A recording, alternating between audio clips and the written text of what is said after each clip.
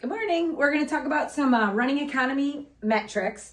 There's a couple advanced ones on this list and then a couple basic ones. So depending on what type of watch you have at home potentially or app that you could potentially use, you can capture some of this data and it can be useful for assisting with your runs. Heart rate, almost everything can tell you your heart rate. Heart rate at a given pace is something you can monitor, and that'll give you an indicator of your efficiency. Of course, with training, what we're looking for is that your heart rate is lower and you're still running those faster paces. So we're going to circle around back to that. But heart rate is a basic metric that you can, but super important, start to follow.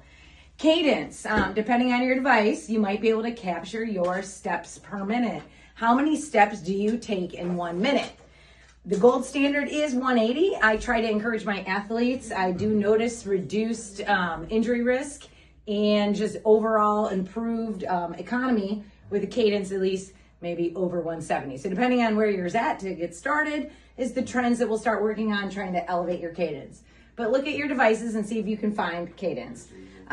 Depending again on what type of device that you have, a couple fancier terms here are vertical oscillation. That is how much bouncing off the ground or how much energy you waste or spend going this way when we want to run that way.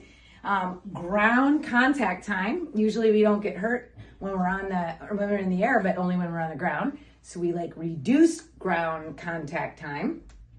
What else do we have in here? These are the fancier ones. VO2 Max. My watch tries to tell me what my VO2 Max is, but my Garmin.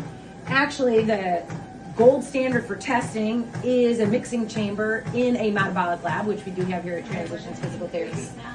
Why is that important? It tells us how much oxygen your body is using potentially at a given pace, and we can monitor and see how our changes are with our VO2 Max with our training. So Garmin gives me an estimate.